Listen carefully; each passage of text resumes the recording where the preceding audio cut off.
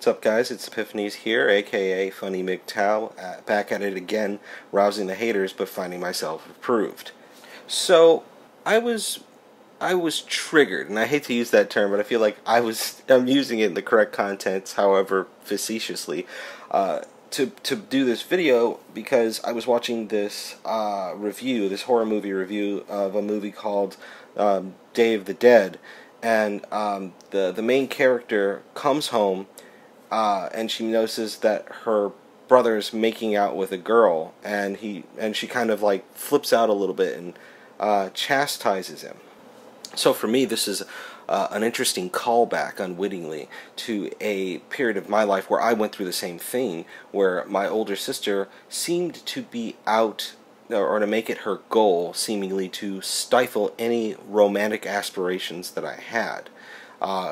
Any type of hypothetical scenario in which I would either kiss a girl or below that line or over that line was always shot down, and always communicated to me as that would be somehow an unfavorable scenario.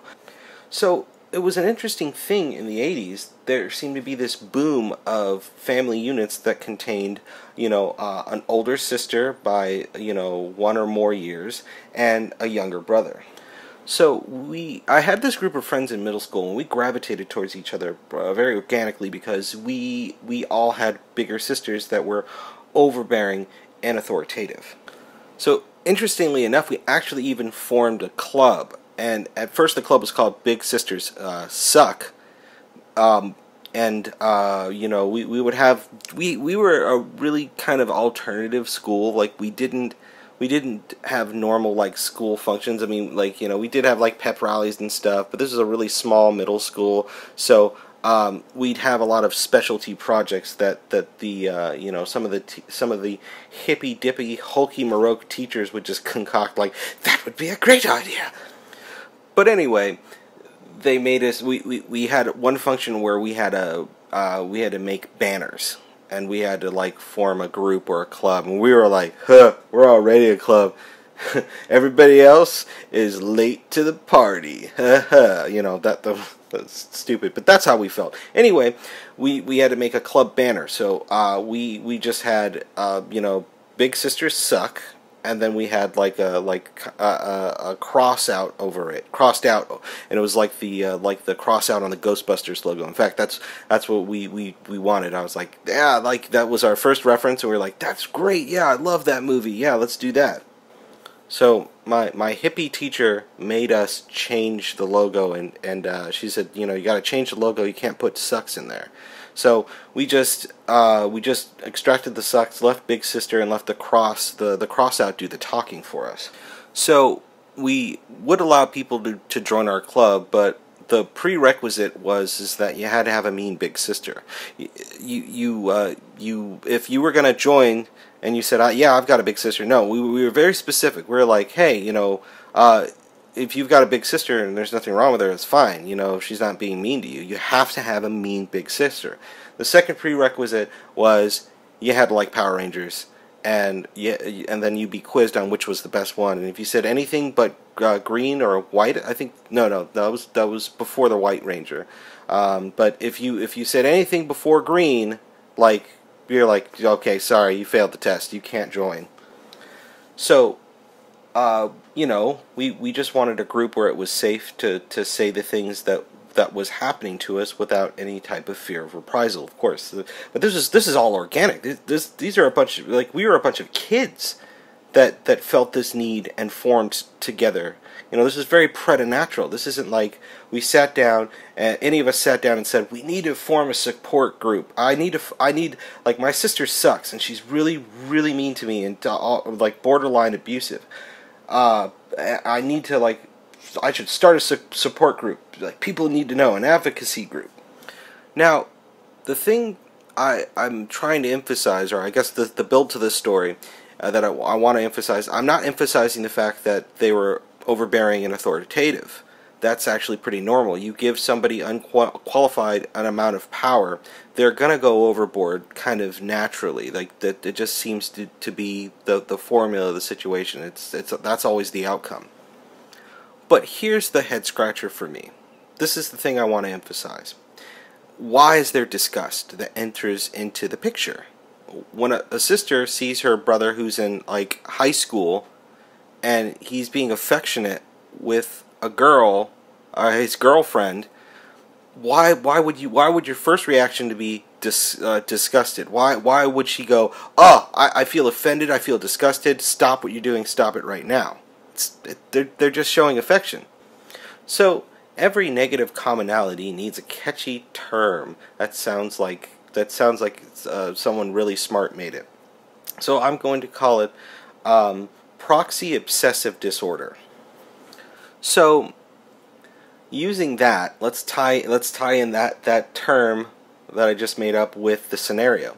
I believe that the big sister inserts or overly inserts themselves into the scenario.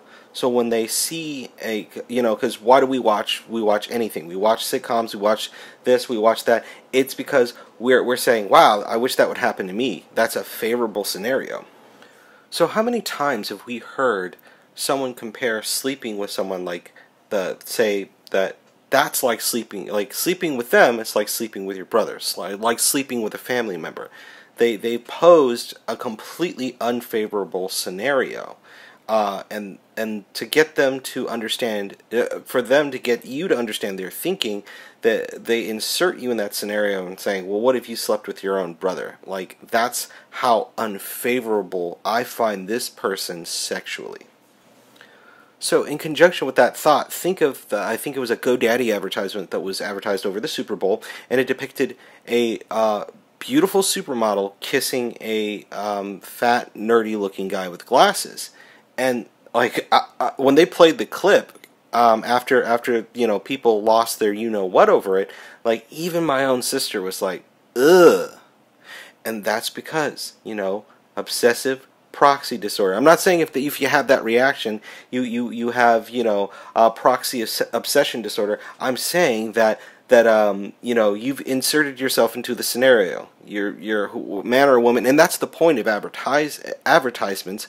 But this goes way too far when you intrude on somebody else's agency. Specifically, we're talking about the commonality of big sisters not being happy that you found somebody and that you're happy. No.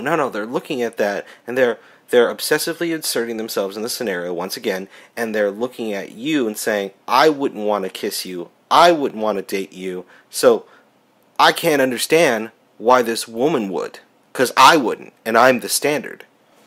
Now, interestingly enough, I know I keep saying that, the reaction seems to come about most prominently if the girl is pretty.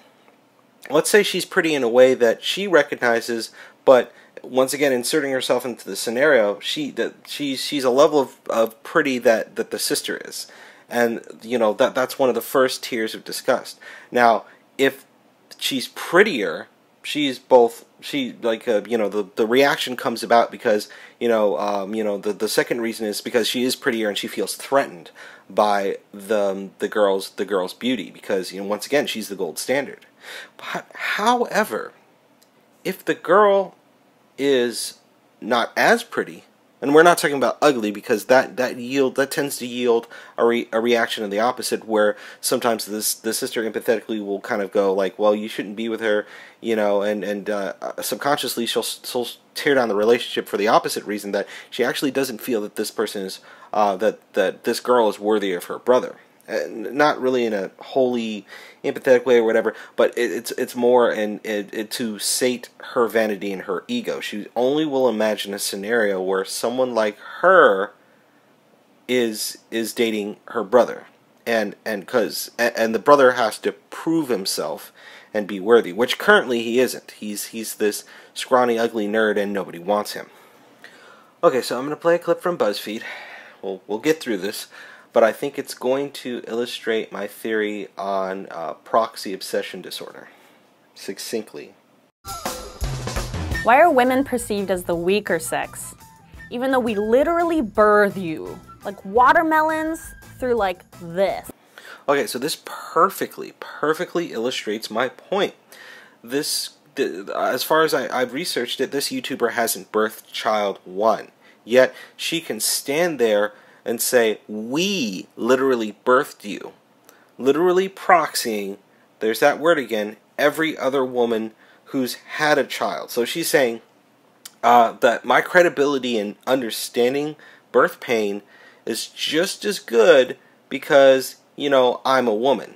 So, once again, there's the tagline, proxy obsessive disorder. Or proxy obsession disorder would probably be a lot better. So, but either way, this proves my point. And in the next video, I'm going to talk about the second tier of reasoning of, the secondary reaction. So, I'm going to leave you with this. Haley Smith from the TV show, the cartoon show, American Dad. That's who we're going to be talking about next.